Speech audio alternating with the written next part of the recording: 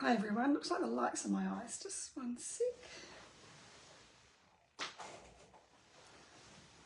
Go, that's better. Right, I promised to come live tonight to talk to you about the this and that I posted last night. So, some really good feedback. The idea of doing this is to get people thinking, because there's a lot of people that show dogs and you don't often see what the judge sees.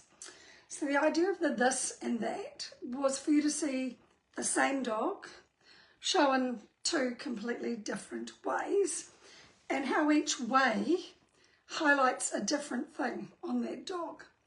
So there were a lot of you that liked the this, the free stack, and there's a lot that liked the that. For me personally, I like both.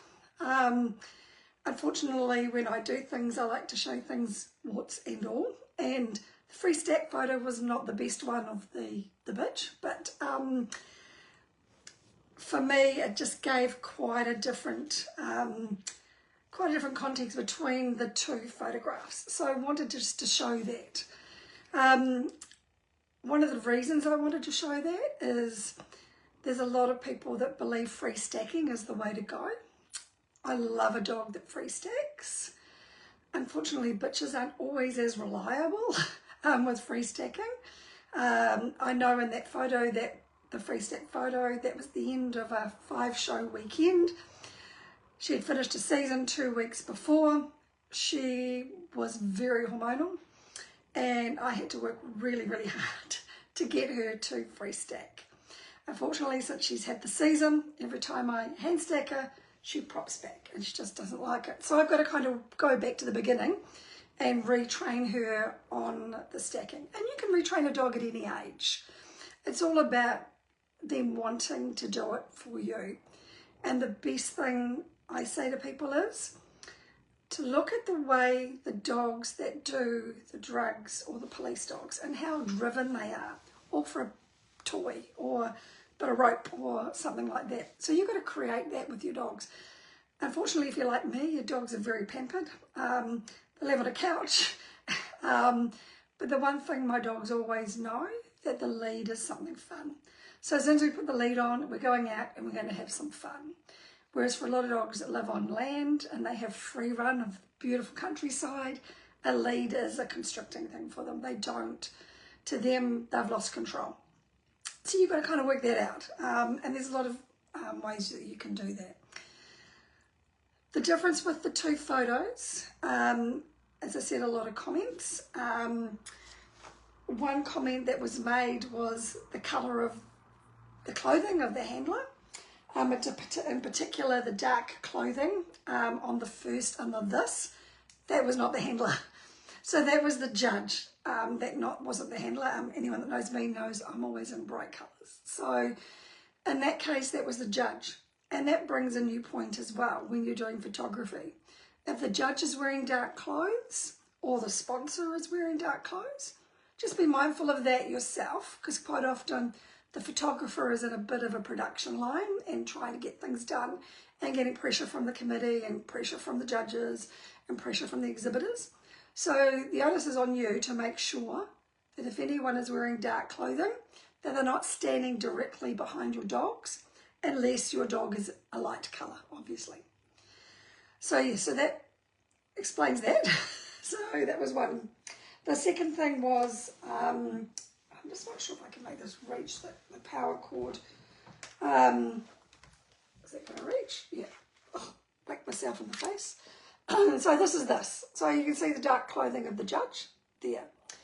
Now there was a comment that they thought that the dog looked shorter in this photo comparing to that. It depends where you're measuring from. For me, the dog's proportions are far better in that. When you measure them, you can see the square even without even measuring. You can see that she's very square in that photo and her body proportions. When you do free stack, if you're going to have a dog that's free stacking, you've got to be really mindful of what your dog looks like. Because the majority of the times you're in the front, so you're not seeing what's at the side or the side view. key things to watch out is get someone to video you when you're free stacking your dog. When you're at home, do it in front of a mirror or in front of French doors or something that reflects. Because if you throw that head too far back, you can create various things. One, you can create or make the front look like it's tacked on the front instead of being under the wither. As you can see here, she is propped back. The other thing is when you throw the head back, you get what I call a sharp flow from neck into wither and into shoulder. So it's kind of got neck, and then back. Whereas here you can see there's a beautiful flow, crest of neck into the wither and into the top line. If that head there is borderline too far back for me, even free stacking, you can still create that illusion and that neck by dropping your hand, and that would improve her a bit more. The other challenge with free stacking is getting the dog to pull up and over onto its front.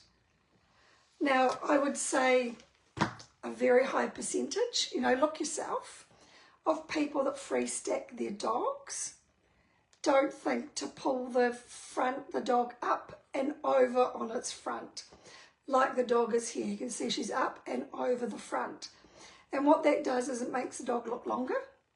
It makes the dog look like the front is forward, more forward set, and it's not forward set. She's got a beautiful front.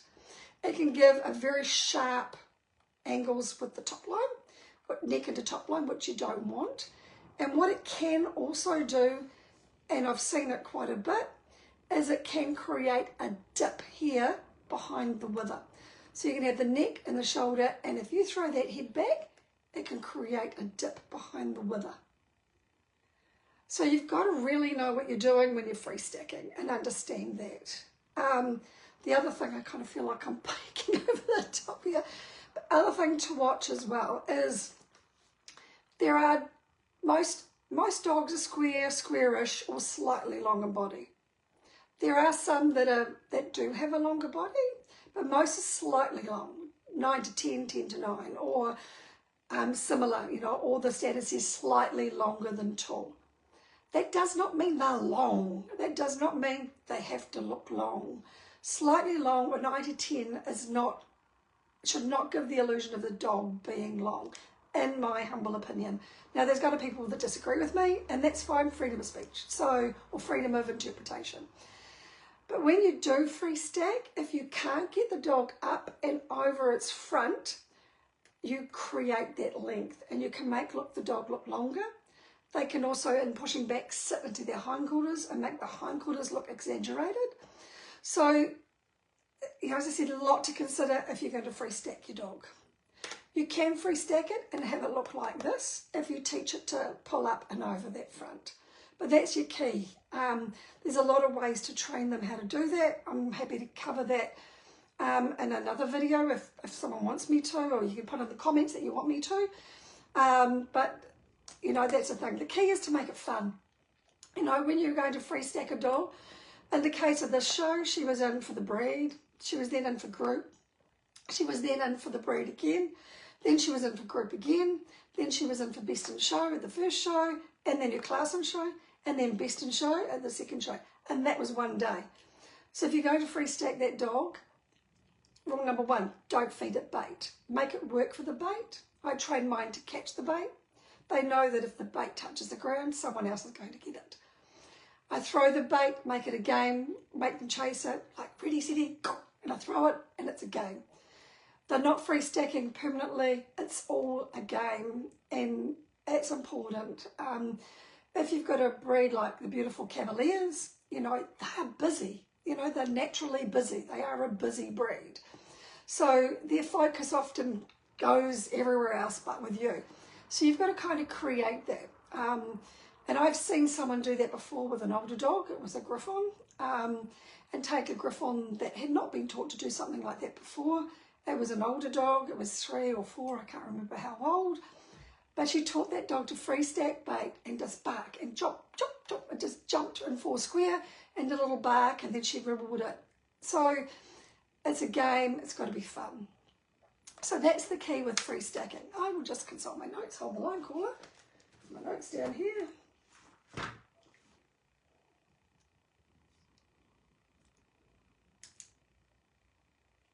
Right, refresh my notes. The other thing I was talking to you before is the smoothness. And you don't see, I mean, she's not bad. I mean, I'm my own dog, my dog's own biggest critics. I mean, it's not bad, but the smoothness, the flow from occiput over the beautiful crested neck, over the withers, and into the lovely top line, and that slightly roundness over the rump there, or the croup, is beautiful. It just flows, and that's your goal. You really want that flow.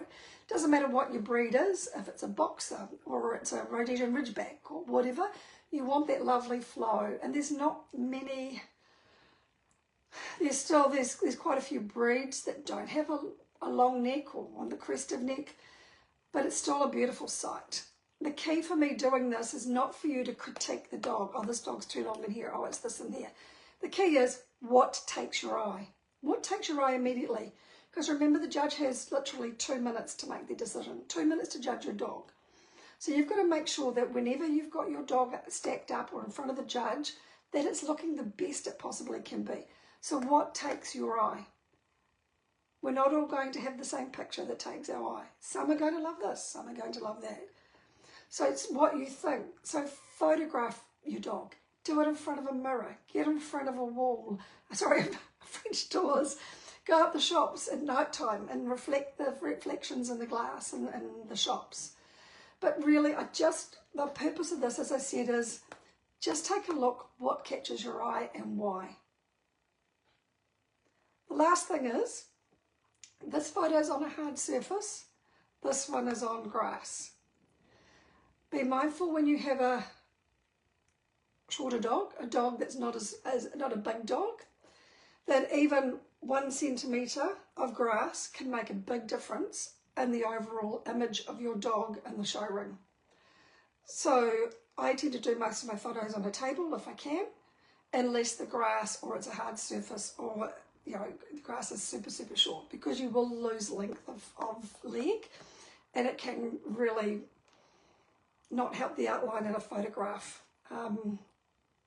And it's not an easy thing. I mean, I'm not into photoshopping, I can't do it, I'm not good at it, I don't have anyone I know that does it. So if I've got to do it, I've got to pay someone. And I'm too Scottish to pay someone to do that. I've got to get it right myself. So that's how that goes. So I think that's about all I have on that. I'm just going back to what people have said. The idea wasn't for this to be a Boston specific thing. The idea is to get you thinking and looking and understanding what the judge sees. Understanding you have 2 minutes to make an impression. What picture gives you the most instant wow impression?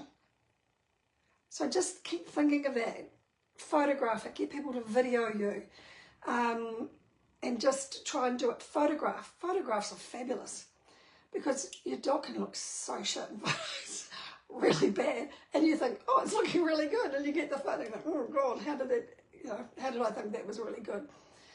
So just work on it. Other questions that was put up, other comment that was made was, a dog that's built right will only ever stand right. And in most cases, that's correct.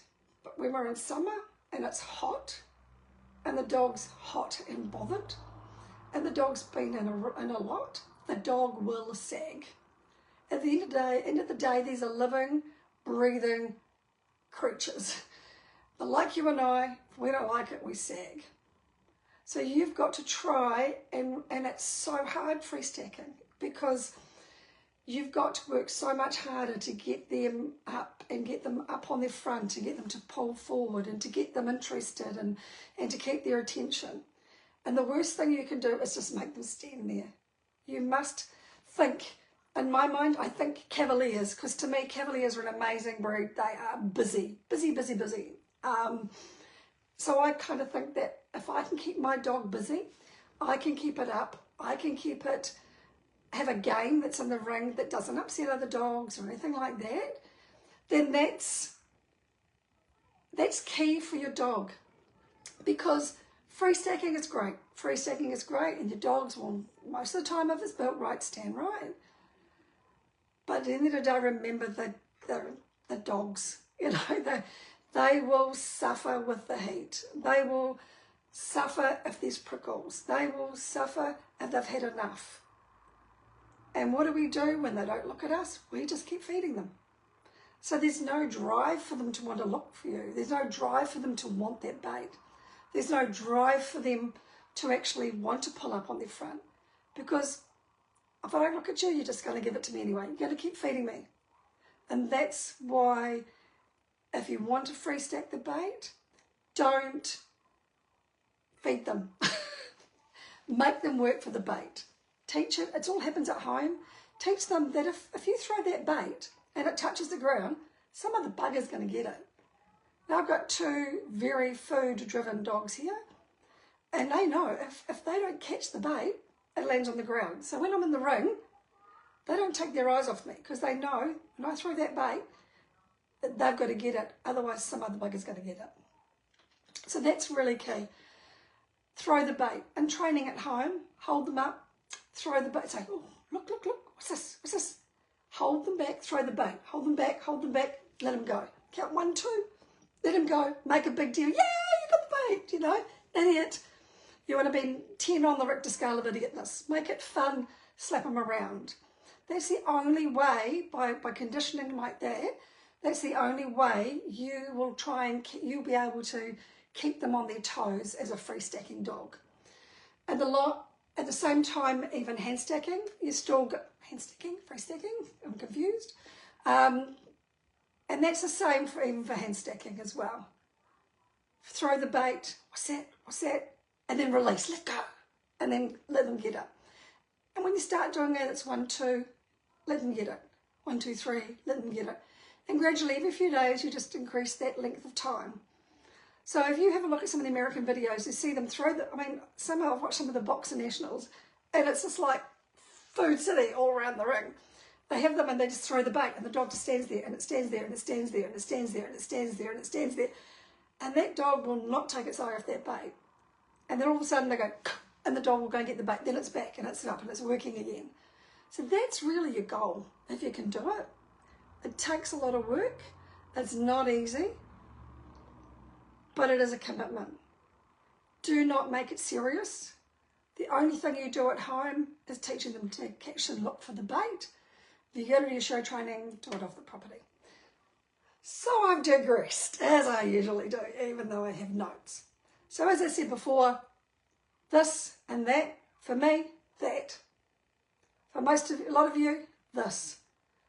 Both work. I like both. For me, if I'm a judge and these two dogs were in the ring and I've got to make a decision, immediately that dog goes well. And they're the same dog. So at the end of the day, same dog, different way of handling to create a different look. So that was the goal of this. It wasn't to critique the dog. I don't do things to critique the dog. I do it for you to think about what catches your eye and why. All right? So that's me over and out. Tonight, after this, I will post the next this and that. Again, it's another simple one. I'm not after a critique of the dog, okay? So don't overthink it. I just want you to look and think and say yes or no, I can see that, or, you know, I actually don't like it when people do that, or I can see why they do that, etc. So I will post that really shortly. And any questions, if you don't want to comment and you just want to ask questions, do. But please comment. You know, I work really hard to do these things. And it's really frustrating when there's only sort of a same few. So a lot of you are experienced people in different breeds. And people learn from what you say and they learn from your experience. So please, please comment and help people. That's what I'm trying to do. It's a lot of work for me. So your help is really gratefully received. So I can put that down now. All right, so over and out, and I will go and put that other post up shortly. Bye everybody, and I hope that helps.